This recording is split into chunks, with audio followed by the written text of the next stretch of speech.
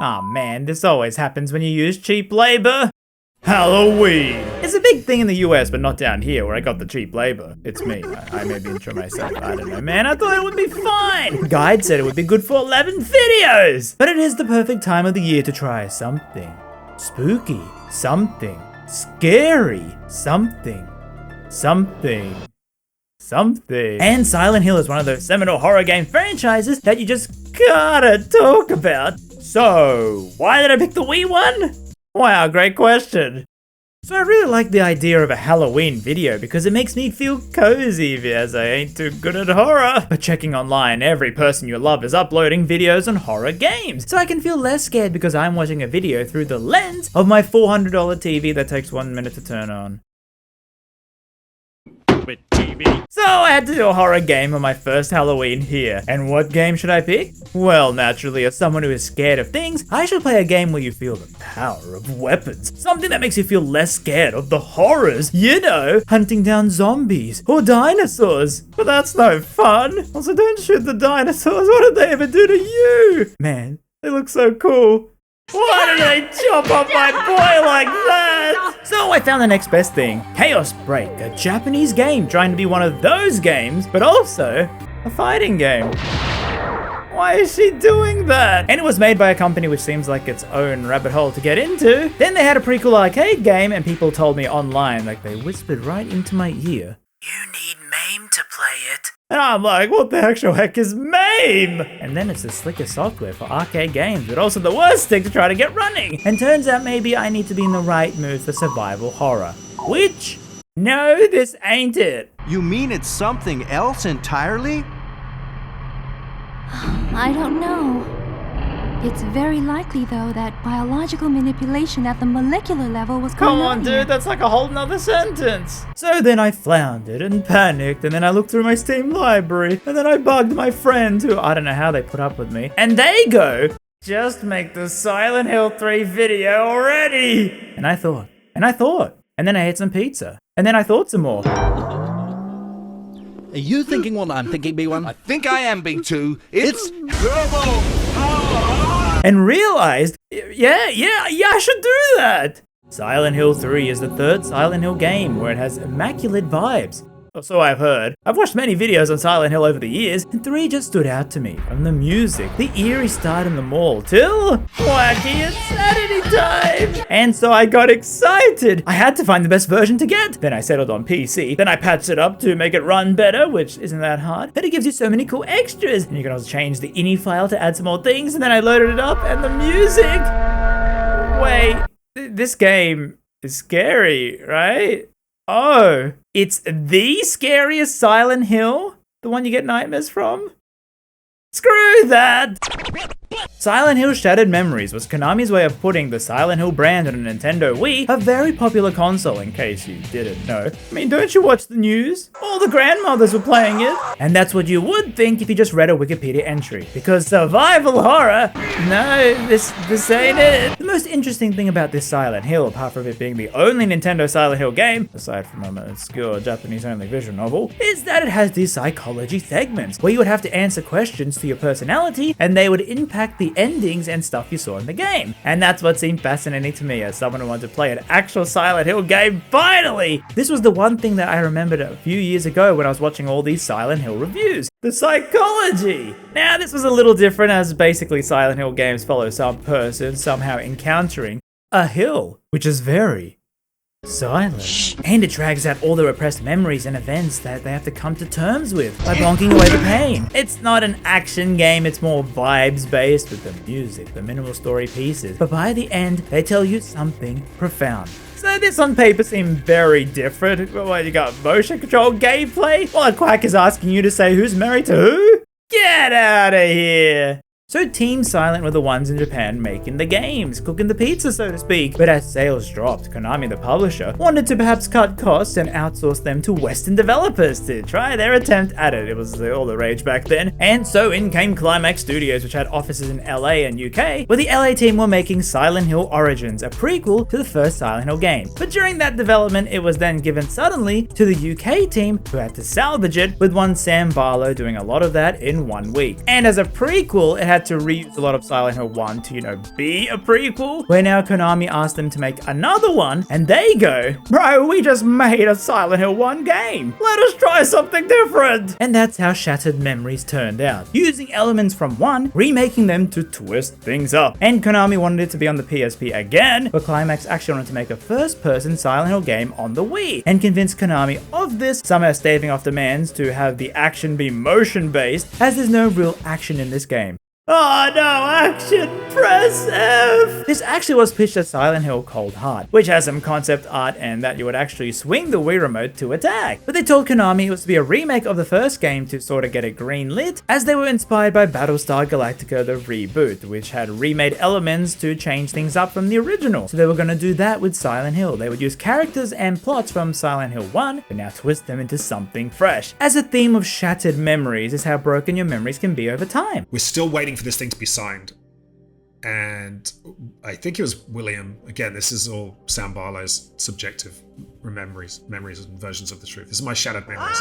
They wanted it to feel to players of the original how they would feel some deja vu with this game and think, hey, wait a minute, why is the cop like this now? I was not the biggest fan of Silent Hill 3. I should be so angry right now if I played that game. But yes, after this interview, I can see there was a lot of passion for Shattered Memories to actually use the Wii's motion controls to make a Silent Hill vibe game, which had no focus on combat, because I mean, that's what Silent Hill was always going to be about. You were always disadvantaged in encounters, sitting in that pipe like a plumber on PCP. And you can see the passion in the game. So many things are detailed in the world. You can just stop and admire so many small things and interact with them, whether it be opening a door to calling a hotline in the game's phone.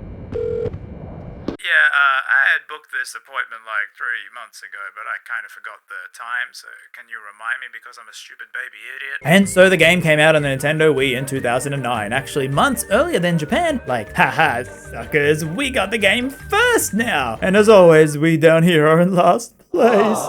And it was mixed. I mean, some people found it quite amazing with the story, while others were disgusted, physically vomiting in the streets at the thought of using motion controls. So, gameplay is split into 2 parts where one, you're wandering the town of Silent Hill, just vibing out, and the other section, oh god, what do I do? So yeah, you'll enter the town with some closed off section due to the snow, and have to work your way through to the objective, and sometimes it's not even there, you just gotta wander around until you find it. Very exploratory, where on the Wii, yes, you have to use the motion controls. I will say the game did get ported to the PS2 and PSP, with the being really great if you don't want motion controls. They replaced them with button inputs, and I'm still blown away by how good PSP games look. And the PS2 version, well, someone want to buy me that? So then trying the other method. Try to answer truthfully. Yeah, if you don't want motion controls, just stick with the PSP. But that's not what the developers intended, as they clearly designed this game with the Wii in mind, the motion of interacting with the world. You have an actual flashlight to shine onto the environment as you move with a nunchuck and you look around with the Wii remote, which is really cool, pointing somewhere to see where the light is, holding B to have Harry zoom in on that object with some riveting dialogue. Hey. You can also slowly open doors to peek in and then shine your light through, which is such an immersive mechanic. And that's pretty much it as you walk around inspecting things. Then you solve puzzles by using minimal motion controls, pulling keys out, rotating cans to find them, and then the phone, which is how you save the game. And you also have a map you can open where there's no way marker on your HUD. You have to always check up on it, and then even make some notes. But then you can also use it to call people's phone numbers or to see your contacts, and it was just so insane because if you had this option on, you could hear that dialogue in your Wii remote speaker. Well, I guess I gotta get a new Wii remote. What was that? Oh, hello? And you can use a camera in-game to take photos of these memories to learn something about your past or some other people in the town. And can I just say, this is crazy? Frog? because this is on the Nintendo Wii, where companies would make their characters look like this to run on the dang thing. And yet, this is so amazing, the detail and how you have even functioning mirrors where you can see them in real time. It's actually a technical marvel this thing looks and runs as good as it did on the early in the Wii's life cycle. You know what, I'm gonna have to give it the first ever award of the 10 out of 10 on the mirror chart. But then you have the other side to the combat. As yeah, there's no combat in these sections where the world freezes up and you have to go through these blue coated doors or ledges to find the exit that's vaguely on your map. And remember how slow it is to open the map up, and then it's very frightening because you're trying to do this while chased by these things. Piles of bubble gum. And they emit such horrible screams, then grabbing you and trying to slow you down enough times and then you die. So your only defense is motion controls. Yeah, swipe in the direction to maybe knock them off, then swipe to tumble objects to maybe stop them. They sure were making you get your money's worth on this after you spent it all to buy the dang thing. Man, I need to open like a Patreon to afford all this stuff. But in the meantime, I had to use the other method. But you're thinking, wait, whoa. How can you use motion controls on the mouse? It don't work like that. Get out of here. But there is a device that you plug into your USB and it reads your Wii remote. And all I'll say is you just search up the 5th month of the year plus the word when you open your trench coat in the mall.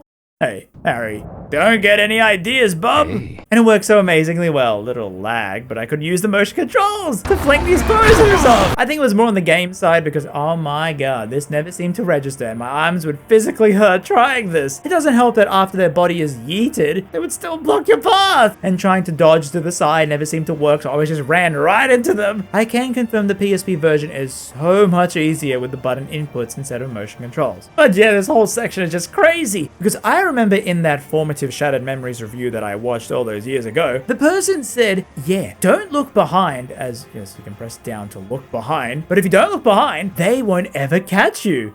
No, I never looked and I was always jump scared. As Harry never runs fast enough, he has this slow jaunt till only when he's in danger, he will start gunning it. And so I could never just explore this environment. I was panicking so much. As they also have these hiding spots like other horror games, but I found out the one time I tried it, oh, come on, man, you didn't even count to 10. So I never felt any reason other than to run very fast as blindly as I could in some vague direction and hope the doors led me to the next exit. And as someone who was not good with horror, it was horrendous.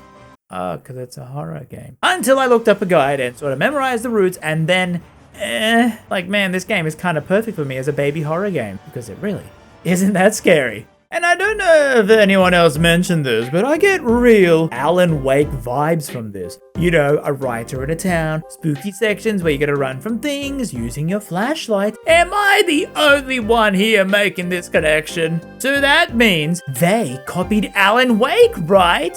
Alan Wake came out after. Was this one of the inspirations for Alan Wake? But what was most annoying was the motion controls, in a way. As I could see, you know, 2 analog sticks just working as well as the flashlight and such. Like, you don't need the motion to shake and nod your head here. Because I don't know if you've done this, but sitting down to play a Wii game using the constantly pointing at the screen to get the camera moving, it really makes your forearms ache. So I ended up sitting like this half the time, and the other times when you can see the camera on screen just dying, it was me putting the Wii remote down because I was tired. But thankfully after 5 seconds, the camera pans back to the natural center of screen because they know you're tired. Yeah, very natural. Thanks, Silent Hill. So I'm not a seasoned veteran to Silent Hill like those other video makers. This is the first one I'm playing properly. But I do know a sniff of the other games, some osmosis absorbing the power of all the videos that I've watched over the years to get a vague understanding of the lore. So if you're just clicking on this expecting me to run through the lore, I don't know, buddy. I mean, you could have just clicked on this because you love the quirky thumbnail. Or you're looking for a good time. Or some third option that I cannot conceive of right now, so you will tell me in the comments, but I won't respond. However, I will read it. Oh my, do I read?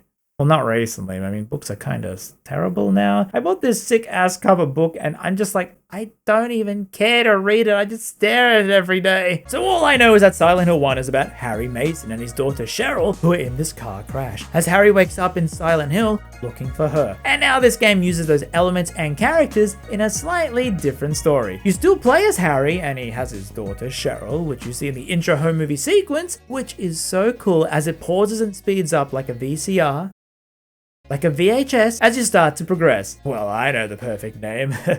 Don't need therapy. And it plays.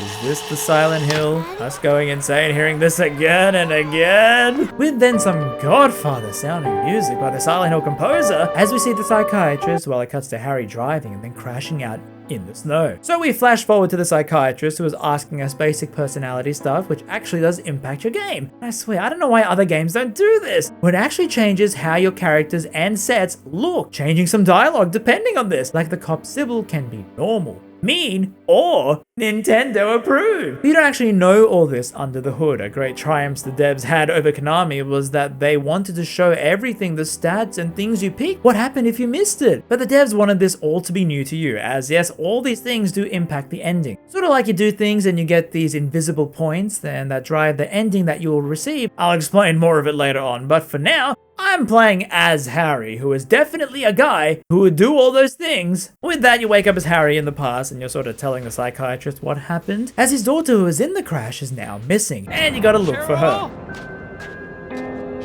Bro, her name ain't Jason. It's not gonna work out the same. And so you wander around. Harry will auto-climb these ledges. You shake the nunchuck to climb faster. More important, in the other world, and you hold forward or press A to open a door. With such a claustrophobic view, it's so tightly packed, and on my first playthrough, I was so terrified that something would just be on the other side. I did bump up the brightness, and it still was so eerie when it's just your flashlight. Hey. As yep, if you stay long enough at the items, Harry will say something. Silent Hill, but where am I? But I kinda didn't know which items would be the one he has insight on. But OG, dude just lost his daughter, yet he's still horny AF. Hey. So I try and stare at other things to see if it gets a reaction from him, yet nothing. Yet then other times it does. As someone who really loves that, amusing dialogue that's just flavor text, it was so annoying staring at, say, this picture on a wall for 10 seconds, then realizing this bozo has nothing to say about it. And then you go through where you use the motion controls to pull the key out and slide the lock open, and man, the attention to detail is crazy, but also, I still don't know how easily they got this approved on a console exclusive on the Nintendo Wii. And you make your way through with no real indication where to go, so I thought, oh okay, glowing neon sign surely is the way, and then walk into this electronic store where you gotta open this door by finding the switch in the staff room and manually unlocking it. And so you head through. Story. Then you use these cans to find the key and continue till you see this, and from what I know, you can enter the diner to see the cop. That's what you do, right? But I couldn't. Yeah, because of the profile I gave Harry, he instead visits this bar with this lady, and despite how empty the town is, it still has people living here, going, oh, it's the snow. That's why it's so empty, don't worry about it. As yeah, now you get your phone to use. So on our driver's license, it says our house is close by, as Harry seems to be really banged up and not remember things well. So Cheryl, our daughter, might be calling from there. So out we go, and now we can use our phone to take a photo of that ghost girl sitting there on the swing. Daddy, I need you. Ah, this must be Cheryl from the cover art. Honestly, this is some of the most amusing box art I've seen, with Cheryl just frozen there. Like, even on the Wii, they didn't want to do the gunman on the cover. I guess because Harry doesn't even use a gun. So now you got another feature where if you need these memories, the phone will go haywire, making all this static noise, which I guess could be from putting the Wii Remote sound onto the TV, as that was an option because you could hear things through the Wiimote speaker. But I guess if you didn't want it playing because you didn't want your parents to know you were playing this game, Nice. you could play the Wii Remote sounds on the TV, so when you hear this static go loudest, you move towards it and you unlock a memory, usually a text or a voicemail that you can listen to. And I actually love how you can move about while listening to these, and not like other games where you gotta stand still listening to the optional stuff. And sometimes these things do relate to Harry, and other times people in the town. So we leave. sweetie. Wait there. Wait for me. You have to run, Daddy. You can't fight them. Run! What? Is somebody with you? Cheryl! I'm coming to get you. Damn it!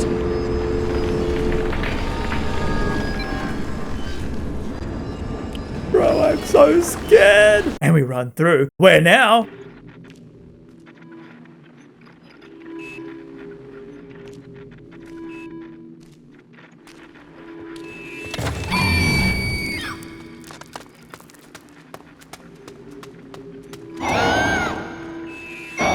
And thus begins the chase, where you really should open the map to know the general direction you're heading towards. Like the first time, I didn't know what this was at all, and I'm just calmly exploring the house. I didn't know the horrors on the other side. I kept hearing this static get close, and I think that's when they appear, but it seems to be random spawn. Oh god, get off me, I don't have stupid stacks! And you can find these flares, which can give you a 20 seconds of invincibility, and it's so amusing because I was actually near the exit, and then I turned back and went the wrong way, and then I died.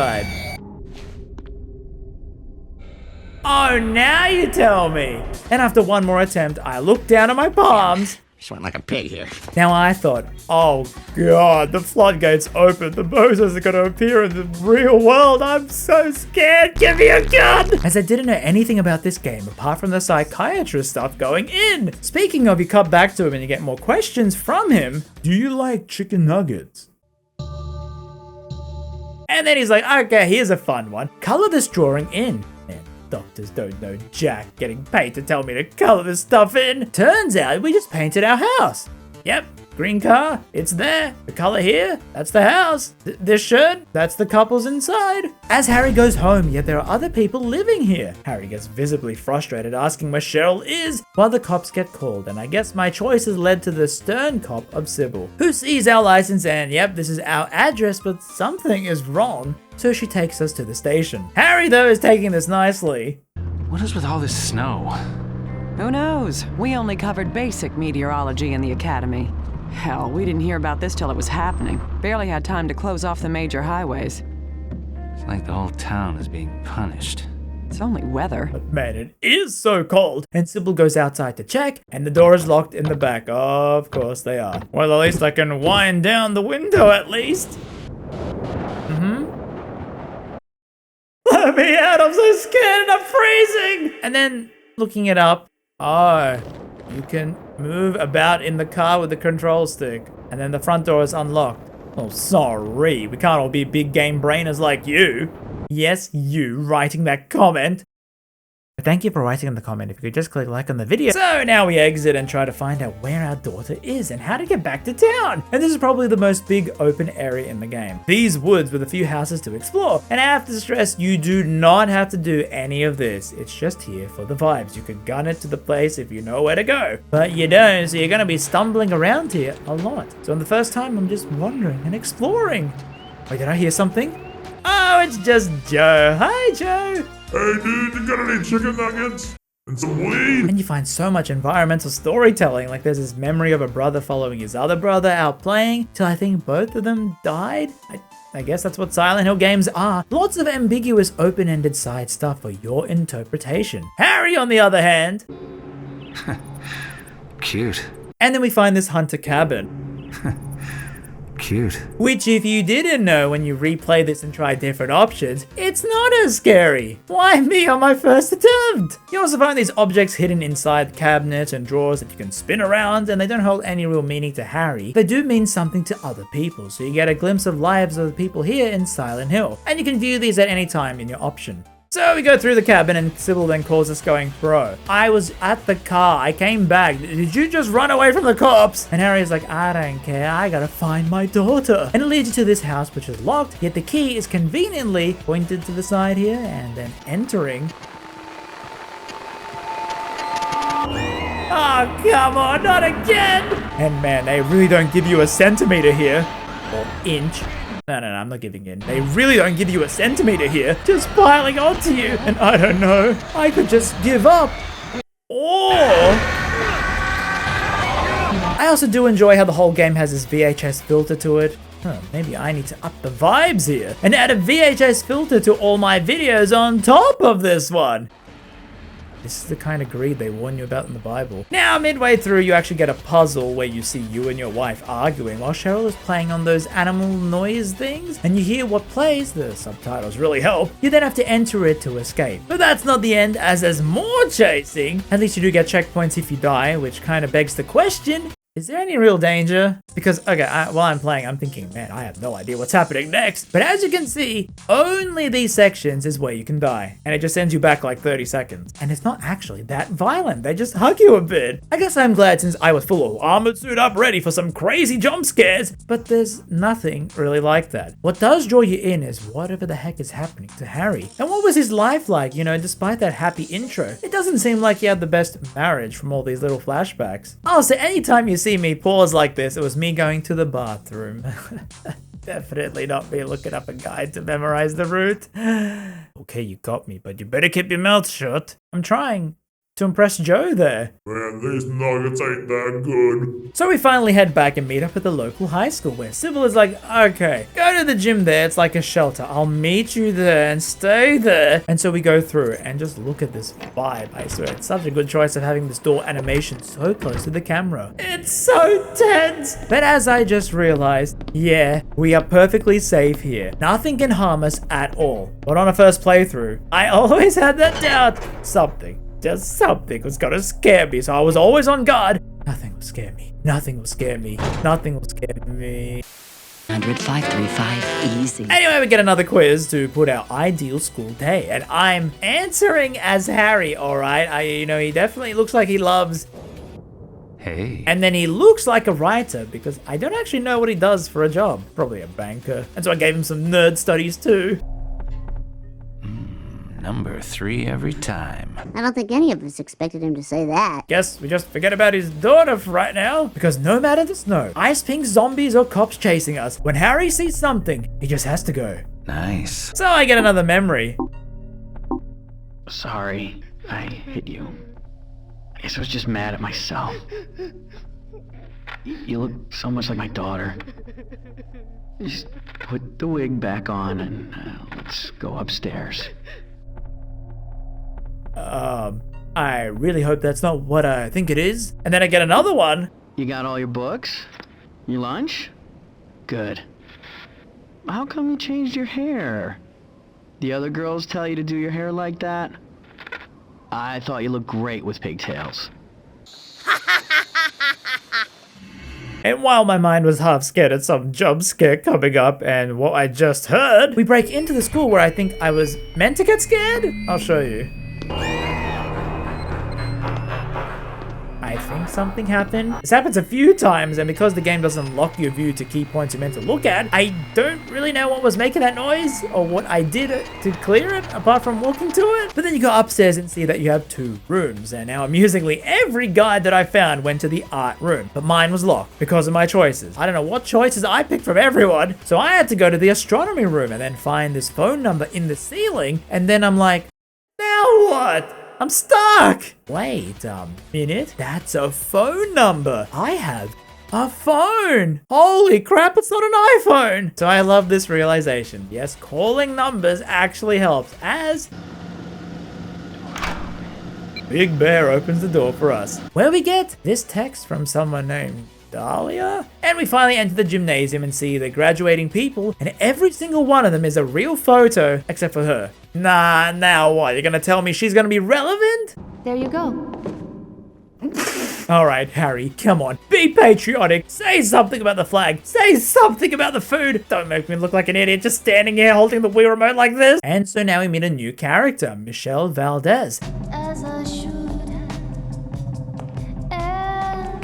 who is the only one here for the reunion and is like, hey, Cheryl Mason went to my school. And that's her. She looks strangely like our daughter. But Harry insists something is wrong. His daughter is 7, not a graduate. So Michelle suggests to sneak into the principal's office to find Cheryl's file to see if it's his daughter, while she's waiting for her boyfriend to pick her up. And this is a really cool puzzle if you don't know the password. which you don't, but you can do forget password, which will then ask you 3 random questions based on the principal's life, and you find the clues around the room. Like his favorite Shakespeare book, oh, just check the shelf and see which book he used the most. This is really cool environmental storytelling. Oh, this happy family picture? Or is it actually resentment after years? Yeah, Harry, get all up there analyzing someone else's life instead of fixing your own. So he finds out this Cheryl actually seems to be his daughter because they got the same middle name. Maybe he did hit his head hard enough and he forgot his new address. So he calls that new number, and then someone named Dahlia picks up. Cheryl? No, Dahlia. You want me to find her? Who's calling? It's her father, Harry Mason. Is she okay? Harry? Is she okay? Who the hell do you think you are? Sorry? What's the... Leave me alone! Oh man, I missed the phrase again! So you gotta run through the school. Nothing really changes with these sections in terms of gameplay. Just make sure you sort of memorize the location of the goal on your map. Then... Run for your life! And you know what's so amusing? I found this spot an actual dead end, which was confusing to me because I learned that through this game, none of these rooms have dead ends. Anytime you enter through the blue door, there will always be some way out. You'll never have to turn back. They are all interconnected. And yet here, I was blocked. So I turned around. Yep, this was the right way to go. As you get a text on this roadblock saying you have to go back and take 3 pictures for it to unlock 3 gossipy areas. But thankfully when I turned back, I died and then it just teleported me here because I hit the checkpoint. Also then I learned this afterwards. You don't actually need to do these photo things, as if you wait long enough, the ghostly entity who sent you the text just gets bored and opens the door for you. But if you do it, you get 3 high school gossip pictures about that Cheryl in a car with a teacher and someone spying on her in the shower. So we exit the school, find Michelle, and I don't know, man, if I had to escape an ice world, I would at least tell someone about it. But maybe that's why therapists thrive, because everyone keeps their emotions bottled up. So we walk back to the bar where she works at. She was gone. Your head is still jumbled up, Harry. Just give it a while, okay? You should go see a doctor. Good thing we're closed. How so? Not sure they'd let you in with that outfit. I'm the best dressed writer I know. I knew it, he was a writer! As Michelle says that we can use her boss's car to drive to our house, so just go get the keys. Ooh, what's this? Cookies from the cookie jar? Don't go stealing my cookies. Ah, damn it. So I find the keys here, and turns out this is also random, where on other playthroughs, the keys could be in other spots. Truly the shattered memories where even on replay, you sound insane because, wait, I thought the keys were here. Chat, I'm sure the keys were here. Grandpa, there's no chat. Why do you keep talking to this person? There's no one here called chat. Anyway, we exit, and instead of finding Michelle, it's that girl, Dahlia, who Henry does not know, but she seems to imply that they are lovers. Perhaps Henry was sleeping with her despite being married. That's why all the troubles. We'll get to Simmons Street and see Cheryl. Cheryl? Your daughter? Oh, come on, you're not that wasted. That's why we're in this lousy club, to get the SUV so we can drive up to Simmons Street. That's right, but... It's just... no more craziness. You're freaking me out. Oh, but they like my craziness. You really don't know who I am. No. Sid and Nancy? Who are Sid and Nancy? My tits? You named Bro, them? We're Harry. together? Why? Wait a minute. Her voice is Laura Bailey? Oh no, this is bad for me. And wait, Harry is this guy? Who is Gabumon? From Digimon? And they are releasing the Digimon movie again and redoing the dub with most of the same voice cast? Even Kairi too? How do more people not know about this? This is crazy, the nostalgia! Why is Blu-ray region locked? And you want how much for shipping? So the bridge is out and we gotta fix it with another puzzle where you're just wondering, how the heck do I open a bridge? I don't have the license, nor a magic talking FMV friend. Well, you can just call up this number and the guy will tell you how to solve the puzzle, pulling the right ones when the light flashes. And we get back in. This isn't the first time you've acted weird, Harry. What does that mean? Be straight with me. Stop it. If you know my daughter... I know of her. Let's not go there. So what are you to me? Why do you have to be like this? Just leave things be, Harry. Harry? Dahlia! Where the ice comes and knocks the bridge, sending us plummeting down, and you gotta escape. Where? I don't know what to do. I read this in one Alex Rider book that said what to do in case your car goes underwater with you. How do I remember that now? Wow! I think you unlock all these doors and then wind the windows down and then wind them back up. I was really floundering here. Just like a man drowning in water. Until...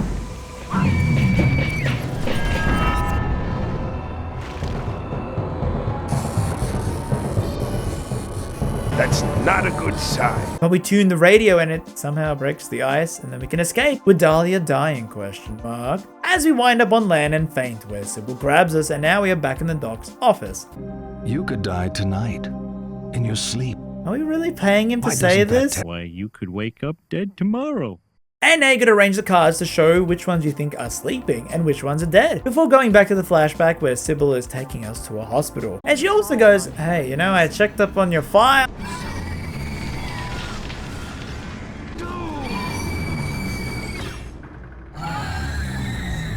Are you serious?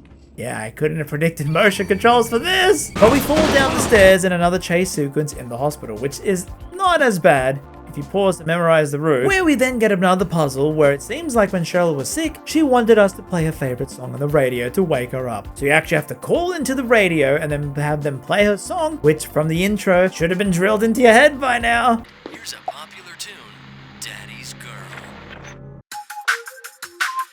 Kinda odd we're seeing all these memories of how Harry did care for Cheryl, but I guess something happened later on for him to go with Dahlia? And we leave the hospital to find this nurse who crashed out and also seems badly hurt. But also... Nurse falls for the dashing doctor? There are no dashing doctors.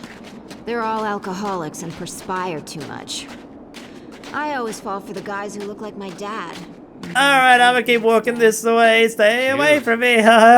And so we enter her apartment and she needs some pills from a cabinet, the green ones. And I find other ones. Oh no, I'm not giving her the wrong ones. I don't want to be blamed for anything. And she sleeps while we leave and go back to the doc's office. Now this experiment has him telling us a story about this princess who didn't love this prince, yet he does for her. And her dad agreed to their marriage without her consent, so she ran away and died when a bull killed her for jumping into its pen. So, who is the most at fault here? You want to hear that again? Prince No, I shook my head! You beat yourself up with your past. Don't blame yourself. Blame the world. Blame God. Blame me. Yeah, I'll blame you for misreading my shaking cues. And so wandering around with this very chill music. Meaningful. I kind of realized finally, yeah, okay, I'm in no danger here at all. They may have made the game look spooky and scary with these abandoned buildings, but nothing. And I mean nothing is surely gonna jump scare me now. Which is interesting in that this game surely would be popular with people now, you know, who are obsessed with those spooky abandoned places, because the next level is entirely in an abandoned mall. But just before that, Someone's due a promotion. Lisa then calls us saying, Such a terrible dream. Blood everywhere. Oh God, Harry. and so we rush back to find her, dead. And Sybil I said appears. Don't move. Stand up and step away from the girl. This isn't what it looks like. Stop talking. What have you done? You just said stop wasn't an talking! accident. I And she didn't said do the green pill! And she freezes over. And yep, it's really hard, okay, without a guide to just go into this new area and at guesswork, just pick which door is right. And if you get lost easily while being spun around, I know that happens to people, this is very disorientating. But like I said, there is no real danger because even when you get caught,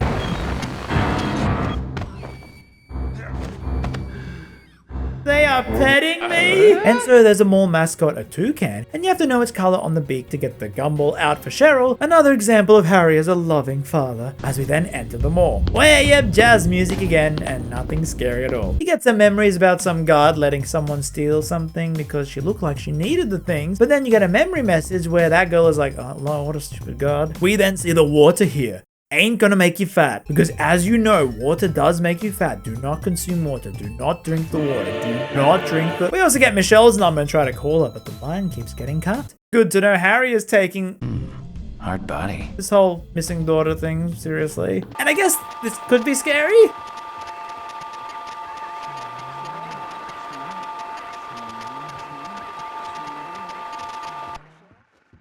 More like, get the heck out, we're closed vibes, I think. And so here as well, I start the spoiler talk. If you'd like to go and play this game for yourself, I did leave most of the puzzle solutions out, and the ending actually is really good. I recommend the PSP version if you want. But for those who are too tired from a long work day to skip and want to just keep watching while you eat your dinner, let's continue. So we finally find that address and see it does look like Cheryl's room.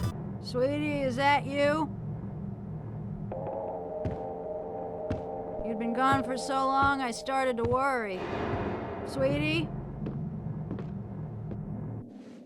Little baby cheeses? Now that is a reference half of my audience will never know. So it seems like Dahlia is alive, but super old now, and she's shocked we look young. And Harry isn't shocked she isn't younger and was dead like 30 minutes ago. He just wants to find his daughter when he's not distracted. Dahlia mentions Cheryl's at the lighthouse and hinting that these two are married, which is so shocking to Harry. You're my wife? Yay again! I love these ice sections. And this is the weirdest version as you go down these long stairs. Yes, my arm was hurting. Okay, I'm holding it up to aim as Harry. Why are you so mean to me? As you find the dead end and Harry just goes off. I saw his actions are so baffling. And you fall and land, and I think I went the wrong direction as I had to run around for 3 whole minutes, holding the Wii remote up, and finally, it teleports you into these trippy rooms where it feels the most maze-like in the game. But my arm was so tired enough that I had to look up a guide where you get all these upside down walls, and as we jump again and get these invisible walls, and we gotta go to the bed. I don't really see the puzzle and point of this when you're just blindly walking, hitting walls until you get to the place. There's no real hint on what to do. As you touch the statue and return to another chase before finally entering Cheryl's room. Marriage worked a lot better when we didn't live so long. Bro, do you even like anything apart from alcohol? So he says pair up 3 examples of couples, and we wake up with Michelle, somehow here, saying her BF has a car that they can take us to the lighthouse. Well, don't mind me. I'm sure you two have lots of catching up to do. John, don't be silly.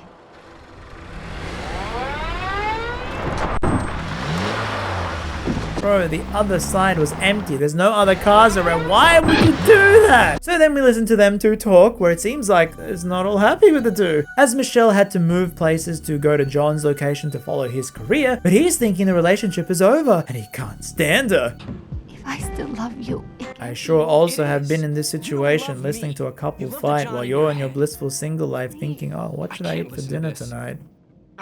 Let me out of here! And both of them just run off and leave us alone. And yep, they're just gone now. And somehow we gotta get to the lighthouse, which is all the way over there. So we head into the sewers. And after not seeing any turtles, we find Michelle not even caring she left us alone with her car. Well, I mean, it was her ex-boyfriend's car. But what if we stole it?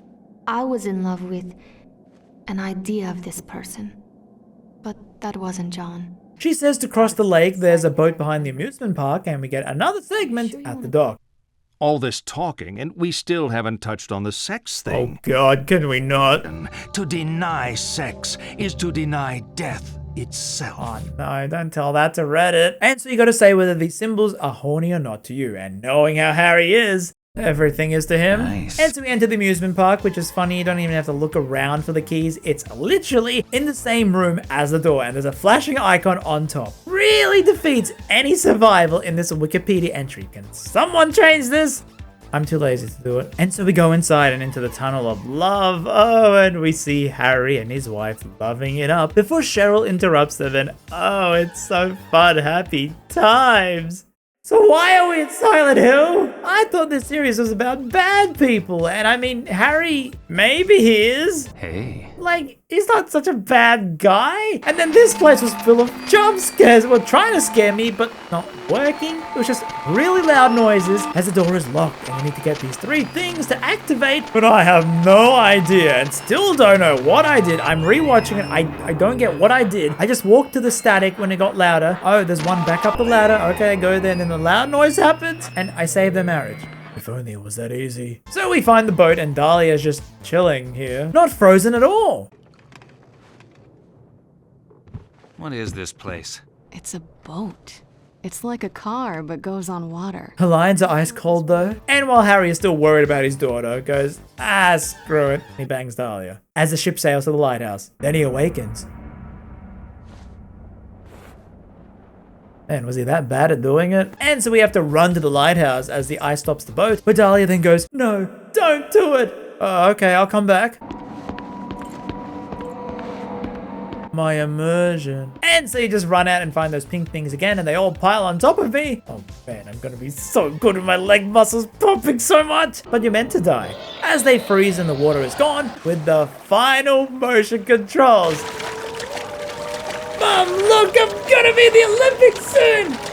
No, you see, I talked into the microphone to record a video, there's no one here. As we see some memories, and turns out the lighthouse is a psychiatrist's office. Question mark? As Sybil pulls us out and tells us she looked at her file and says that Harry Mason died 18 years ago in a car accident. That's why those people moved into our house, the address, we were dead. And to solve this, we gotta go in, where we see one final memory piece, and it's in memory of us as we enter the office. Parents don't get along. She blames herself, as all children do.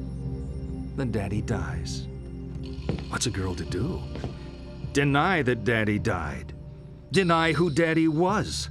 What 7-year-old actually knows who their parents are anyway? So she obsesses and obsesses over this fantasy dad propping up her make-believe with scraps of a happy life that never was, scraps of a father who never existed. Wake up!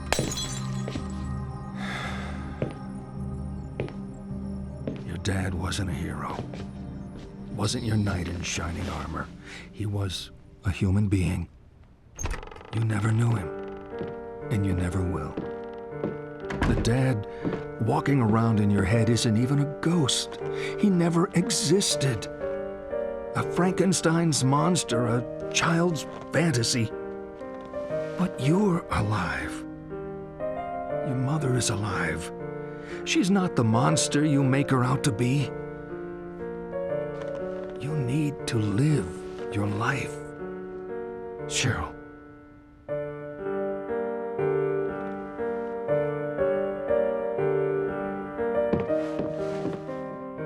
You've been with me for so long. I always will be.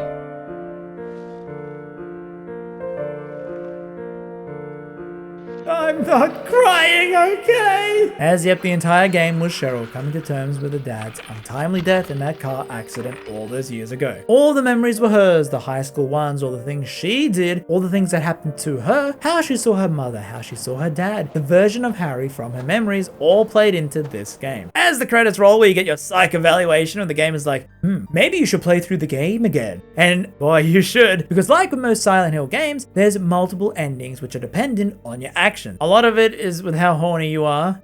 Yeah, looking at all those things in the game counts towards one ending, as there are 3 major ones. Now, I personally don't like playing through all of the game to get all the endings, unless you're this fudging game. I think what I got was amazing for the twists and reveals. If you didn't have the internet, maybe you wouldn't have known there was more to this. For this video, I'll go through them, where the one I got focused on us, we were a family man throughout the game. Some deviations, I guess. But the other one is unfriendly, where you don't attempt to be friendly to most of the questions, as it shows Cheryl confronting a guilt. Then the other one, you just have to be the most confusing in therapy, alternating your answers, doing things that are unexpected for the therapist, even letting Harry drown in the car, which you were allowed to do. I didn't know this. And you get... The man who died, that wasn't my father. That isn't who I remember. I think it's amusing though how some of these things I did do, yet some actions I guess are weighted more on this invisible scoring system. Like I definitely wasn't an honest family man, and yet I still got that outcome. As then after this, you also get these variations of tapes that play, which mixes up the endings even more. So if you're unfriendly, it actually changes your outfit too, that you see in the game. And you have to do things like watch Lisa change. So I guess I didn't, because I didn't zoom in, so it didn't count. As you see Dahlia get very mad at Harry. Then there's one with drunk Harry, which is... then hilariously the sleazy ending. Be in your next book? Sure. It's like, do I really need to know this is Harry? But I guess if you're playing this at school and you're like, oh wow, that Harry is such a great father. And then the other person goes, what do you mean? He was drunk and he did all this. But the one I got was a love lost ending, which I think is the default one. In my opinion, you can have your own opinion which one's the default one. Which I guess shows that Harry and Dahlia, yes, that was his wife, in case that wasn't obvious. They split up, and that's the last memory Cheryl has of her dad driving off before he died in the crash. The thing with Silent Hill games is that there's no real conclusive ending, like they're all valid to each player and what you feel. And my interpretation is that Harry and Dahlia divorced and he died, but then Cheryl blamed herself for it and using only her memories of him that she had, while all the stuff that happened to her, going to school, seeing her mum fall apart, played into her PTSD. And on replay, Michelle seems to be a version of Cheryl, with things she says how she realized John was not the John she thought she knew. All of these lines hit so much harder on replay. Also, yeah, you know those memories we were picking up? They all related to Cheryl, and that one was the one final memory of her dad. But yeah, this also makes a lot of sense with the title, Shattered Memories. As when you're 7, do you really know that much about your parents? Don't really think about it.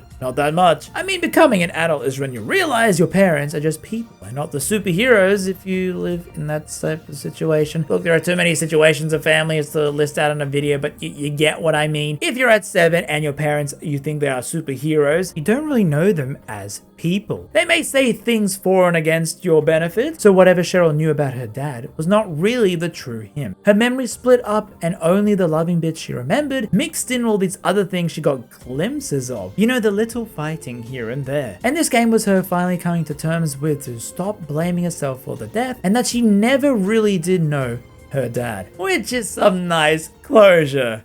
So let's try the joke ending! Yep, so nearly every Silent Hill game has a UFO ending, where aliens are responsible for everything. It only happens on New Game Plus, where now you gotta call up this UFO guy's number on the billboard, and he's like, "Alright brother, prove yourself and I'll tell you what I know." Where now you gotta photograph 13 UFO sightings in the game, where most are obvious, but some are fairly hidden, and you get a text after each one, and this guy is nuts. He's like, "My wife doesn't believe me. Wait, she might be one of them." And then he locks her in the cellar, and then she dies. Oh. Well, anyway, we enter the doc's room at the end. This is it. After all we've said, all we've discussed, you honestly believe that your father was abducted by aliens? It made more sense when you were talking about cults and demons. This whole town, it's really a giant spaceship. James? Wrong day again? See you tomorrow, James. One of my couples therapy patients. Haven't seen his wife in a while. Where were we? My mother was a bitch. Go on. I'm listening. Amazing. And yeah, on this playthrough, it is amusing to see this game again now with different answers. Like Sybil, I got her pleasant one where she talks differently to you, and then I could actually see her at the diner at the start of the game now. And you got different dialogue where Harry reveals he was a writer early on in the game. Okay, he does tell you that. And even though I somehow had made Dahlia have the same outfit, she could look different as well, her dialogue ended up changing. And Lisa... I'm Harry. Harry Houdini. And now she wants the yellow pills this time. And Michelle and her boyfriend that fight. The one who missed the reunion. I actually had it in my head. We might try and make this work. Hey, you know, I think my memories are shattered. Because this seems so different. Imagine replaying this as a kid and you had no internet. This must have been wild. And then I tried it again to try and get that other outfit for Sybil, which I thought Harry would like. Damn cops. Oh, okay. Yeah, the line was the same in my first playthrough, so I think it mixes and matches dialogue and outfits randomly depending on your choices, which is still a cool idea that no playthrough of yours is gonna feel the same. So as my first Silent Hill game that I properly played, I really liked it. I probably would have enjoyed it a lot more on the PSP because while novel the motion controls, they were just so draining holding that flashlight up and then flinging my arms to shake the pink men off. It was such a worry every time I had to go back there because I'm thinking, oh man, my arms hurt. I don't want to do this. Which I guess is the true horror of Silent Hill. The motion controls. But then the other aspect didn't even work with the Wii Remote phone calls, so I think you can get the same emotion just playing this on the PSP. But I can't see why people recommend the Wii game if you can get it. This has to be one of the best looking Nintendo Wii games ever made. You know what that console did? It was insane to think that you could play this in 2009. So much detail, the lighting responding to your inputs, the facial animation, then the customization. I do not know why other games haven't tried this. Your playthrough changing based on inputs you do outside of your control. Character appearances and dialogue changing, the outcome is the same, but each playthrough just feels more unique to your situation. And the game apparently didn't do that well on the Wii, and it only broke even on the PS2's port a year later. Imagine it broke even on the PS2 in 2010. And there were many criticisms but praises too for the story, and I will say, for a Wii attempt at a horror game, I still was hoping that it was gonna be more frightening than it actually was. Just some monster or ghost in the main world, something to make those moments feel wandering, you know, just a bit more tense, because I can't tell you how good this door animation is with the Wii remote. Like opening it halfway to shine your light inside to see, but then there's no real point if nothing is gonna be there at all in the entire game.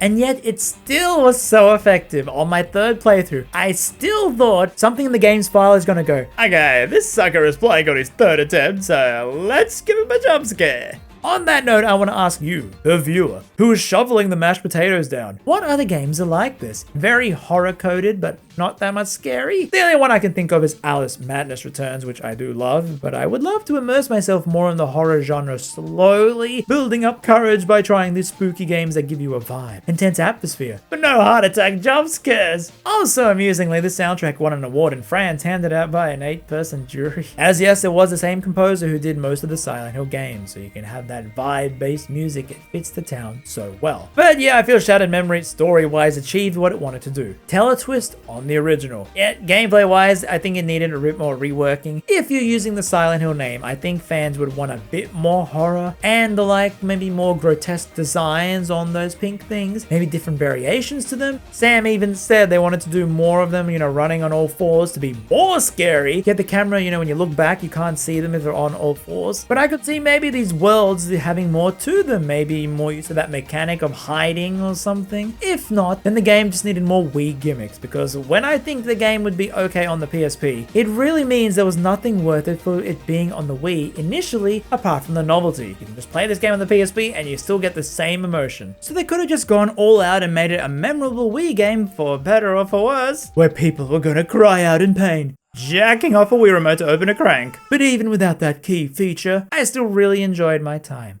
with this game. Silent Hill Shattered Memories is one of the most ambitious Wii games of our time. A game on this low-powered thing that can look like this while having very responsive controls, justifying its existence as a Wii game. But then, not doing enough to continue that justification, as the year-later ports of the game are the better way to experience such a cool story. It was gripping to follow Harry to see the twists and turns, taking you through Silent Hill, a place that has the vibes, but not the scares. And when you do get the scares, it's just a little bit chilly and hurt my arms a bit. So, you know, it's just like sticking your hand in a freezer. For a Western take on a Japanese IP, they brought something fresh, where the team were tired of remaking that same old story, a premise I can still hold true 15 years later. Where I kind of prefer when remakes deviate, since at least people who know the original will get something new, while being still able to play that original game. So I appreciate that they tried and put so much effort into crafting this believable world on a console that you use to play bowling with your grandmother, to make a story as gripping as this. And now, maybe, just maybe, I have worked myself up into this franchise so that next Halloween,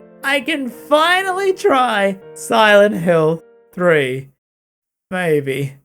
Probably.